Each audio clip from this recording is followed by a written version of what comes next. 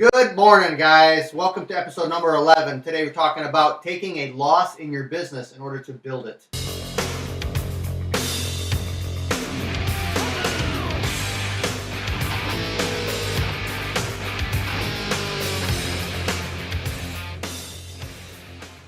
I just kind of wanted to do a video like this because after building my business for the last 20 years, I've noticed that you got good times, you got bad times, and sometimes you got a little extra money that comes in, and you want to, instead of taking an extra profit or extra money in your pocket, you want to put it back into the business to continue to grow it. And some of them times you don't really have the money, so you're going to have to take a loss. And so I'm going to give you 5 points today on how taking a loss is actually going to help propel you into growing into a bigger company. Point number 1 is equipment. Early on in your business, buying smaller things like compressors and pumps and shovels, nail guns isn't that crucial or big of a dollar amount. Once you start growing, you're going to start looking at buying trucks, trailers, maybe a warehouse or a building, or maybe a large piece of equipment or a trailer. And those sometimes you have to take a loss on, whether you're going to pay money up front or you take a loan out. You're going to want to sometimes take that big of a loss so that you can use that. The nice thing about buying a piece of equipment up front is you can get the benefit of it right away. This year we bought an Equipter. It's just a special piece of equipment that it's like a mobile dumpster, drives around the job site. And it took us 4 or 5 years to actually decide that it was going to work out for us because we didn't really ever take the time to do the numbers. Once we decided to do the numbers, we realized that this piece of equipment, which has cost us about $32,000, would actually eliminate 1 to maybe 2 guys off the job site. It would do the work of 1 or 2 guys. So, and if we consider that a guy is going to make between $30,000 and $40,000 a year, that piece of equipment would potentially pay itself off in the first year. So taking a loss to get that benefit was definitely a good deal in that aspect. Point number 2 is training employees. Now, I've noticed a lot of guys, they don't take the time to train their employees off the job site, like in the warehouse or in a manufacturer setting or in a inside setting. And the guys that do take the time to train, I've noticed a lot of times on talking to them online is they'll say, we do that on rainy days or crappy days or maybe slow times. And I want to encourage you, one way you can take that one step better is to train, or is to plan this.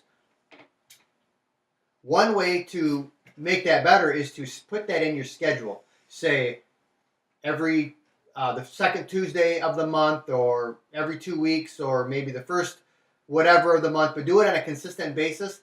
But what I would do is go ahead and put that on my schedule way ahead of time, preferably a month or 2 ahead of time, so that as roofs get scheduled, as other things get scheduled, you can work around that training date and make sure that you make that a priority and it doesn't move. That will also help you for lining up tools, lining up materials, and the things that you need to make that day happen. Now, I'm going to tell you, sometimes when you do that training, it's going to be a nice day and you're going to wish you were out on the roof. But it will definitely make sure that your guys are trained and equipped properly going in the future, and you'll get more benefit out of it than if you're just going to wait around for when it's convenient for you to do it. Number 3, new people and new positions. So sometimes you're going to get a guy that's you want to bump up from labor to maybe a manager position, like a foreman or supervisor, or maybe up to a project manager, and they've never fit that role before. Or you could be bringing somebody from outside that already has the skills and you want to bring them into the company, but for whatever reason, you're going to have a learning curve there where it's going to take them several weeks or maybe even a couple months to learn that new role. And during that time, their productivity and their value is going to be dropped or diminished for a little while. Also, you got to remember that the person training them is going to be their ability to produce is going to be dropped or diminished for a while. So if I'm training a new project manager, the time that I'm going to spend with them is going to drop my productivity. So remember that that's going to be a loss at the beginning for a little while, but it's an investment you need to make if you want people to learn and stretch into new positions. Number 4 is, and I'm going to take a lot of flack for this one, but new systems. So let's just say, for example, you're learning a new system such as a new building canopy or a new PVC system or TPO or a new system that you haven't gotten into yet. I've always tried to make a practice of the first couple jobs. I bid on the low end. I don't want to take a loss, but I do cut down my my profit margin on that so that I can make sure that I get my foot in the door and get that job.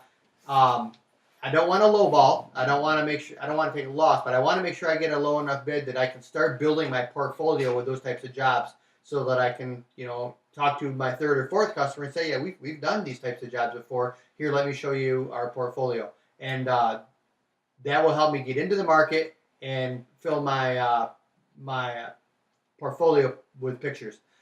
And last but not least, new systems and protocols that you can put into place in your company that are going to help people to follow the lead. It's easy to say, hey, I want you to do this job or that job. But when you start putting systems into place, it's really going to help people to be able to follow step 1, step 2, step 3. You can do this in inventory. A couple of the clear ways that we've done it is either with our tardiness policies or with, I think one of our last forums we talked about was our gas pumps, and how in order to make sure that people tracked our fuel and nobody would steal it, we had to have a lockout system put in place, and guys had to fill out a log. But in order to do that, kind of have to fill out a protocol and process for the guys so that they can follow it. And all that takes time and investment and effort to put in. So the last one would be new systems, and we put in new systems all the time. So, but the first couple weeks or even the first month is a real struggle, and you got to put a lot of effort and struggle and time into it. So there's 5 tips to help you take a short-term loss so that you can gain long-term momentum and value in your company. Hope these are value to you. Remember to like and share our posts. That really helps us to gain popularity. And subscribe to our YouTube channel if you want to listen to more of our videos.